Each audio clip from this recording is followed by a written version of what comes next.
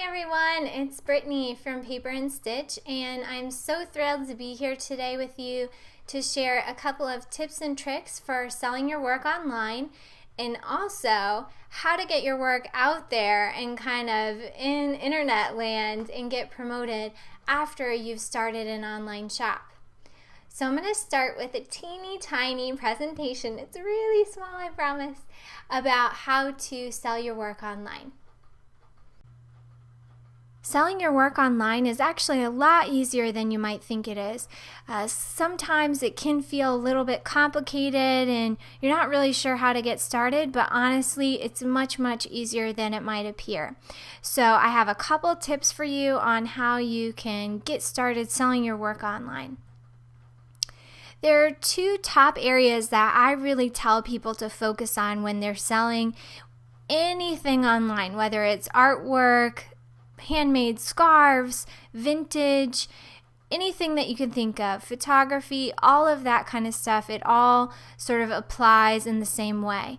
So my top two areas of focus when selling your work online are product shots, so that means your photography for your products that you sell, and your product description. So the photography is number one in my book, and then a close second is going to be your product description, which actually a lot of people kind of neglect and sort of forget about when it comes to selling their work online. So I'll give you a couple of tips for product description in addition to some photography tips.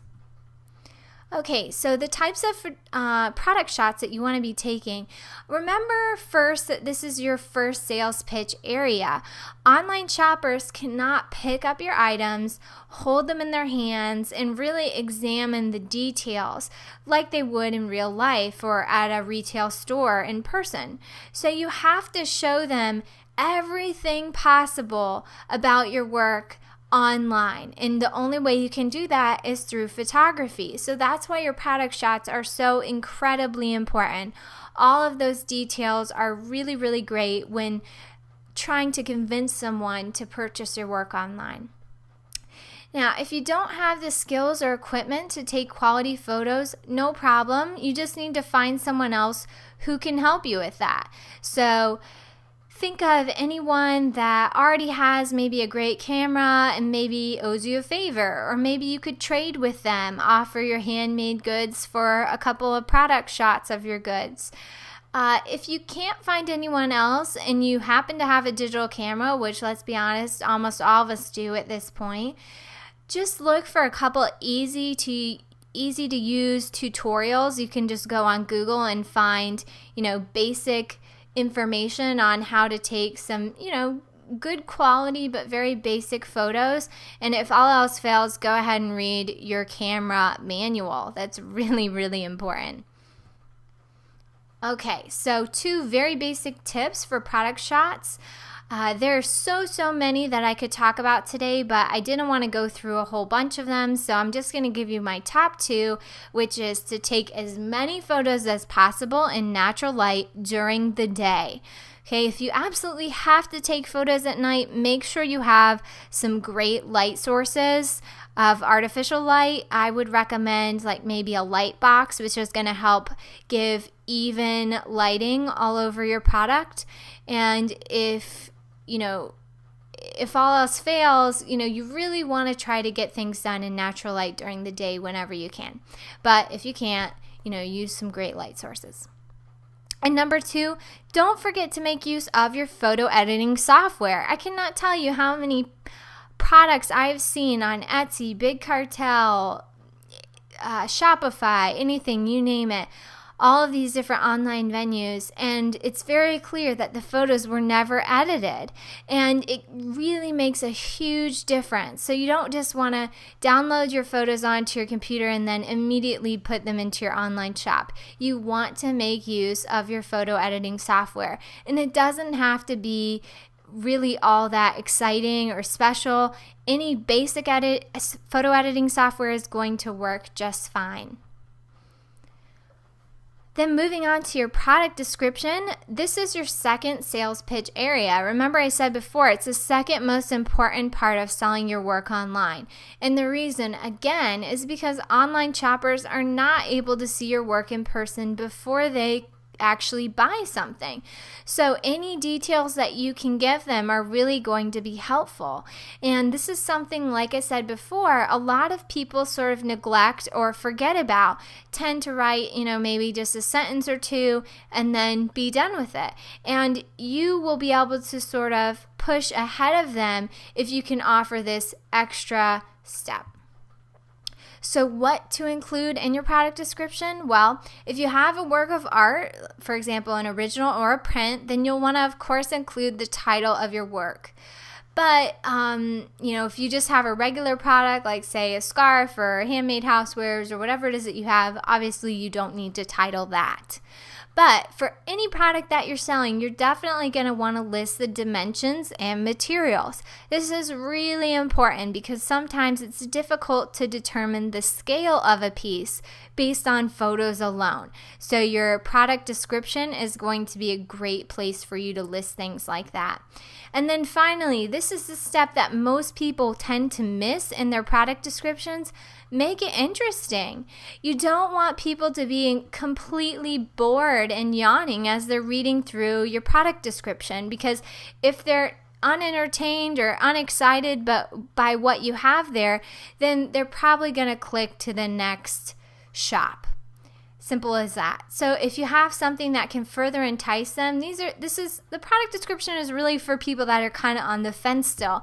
You haven't fully convinced them by just having them look at the photos. So this is your, like I said before, second sales pitch area. So if you want to make it interesting, I'd recommend doing something like including a short story about each piece if you have one. Just 1 to 3 sentences. You want it to be brief, nothing too special, and you don't have to do this. So if you don't have a story to share about a particular product, then don't.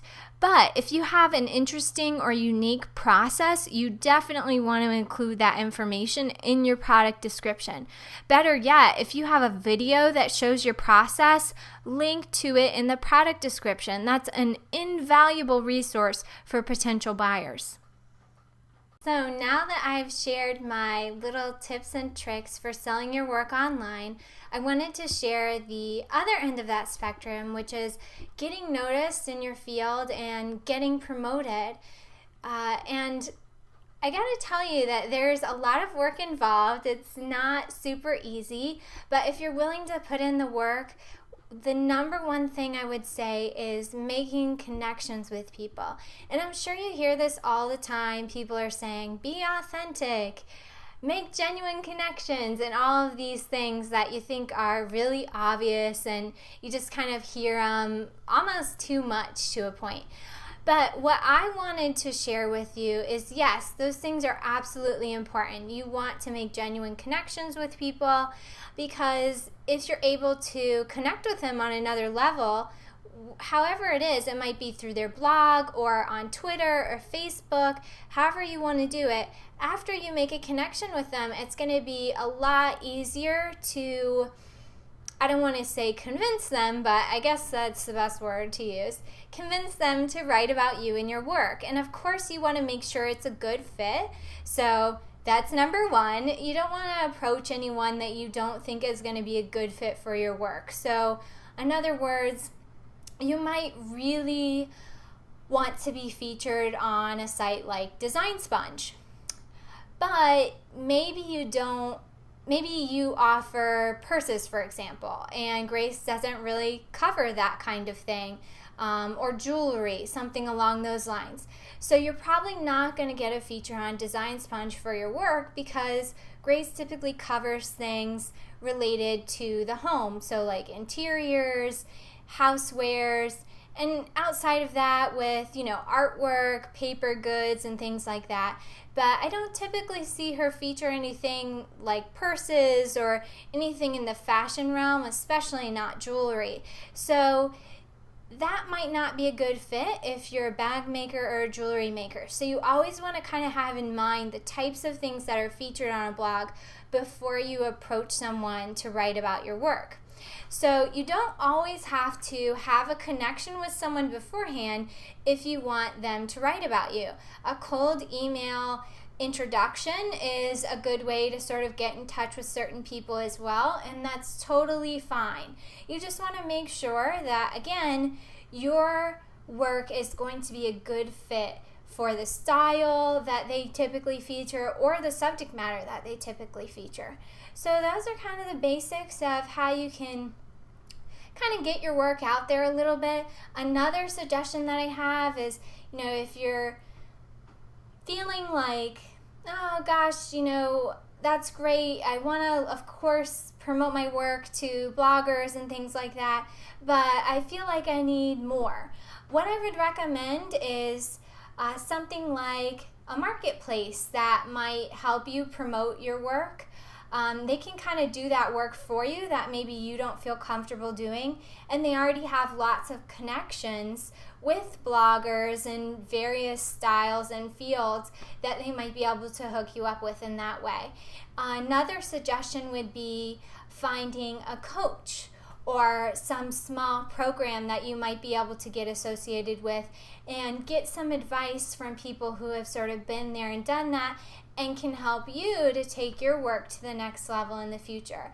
As much as I hate to say it, it's very true that the online world is very much about the people that you know to some degree, but the good news is it's very easy to get to know those people that you want to be writing about your work. So if you can't get in touch with them via email, maybe try another route like Twitter or Facebook.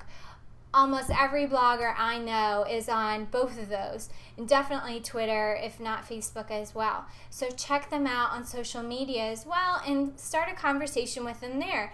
Eventually they might start to notice your work, and who knows, maybe they'll write a feature about you in the future. A feature in the future. All right, well, that's all I have to share with you today. Thank you so much for letting me be a part of this, Vicki. It's been great, and I hope you learned something today. Bye.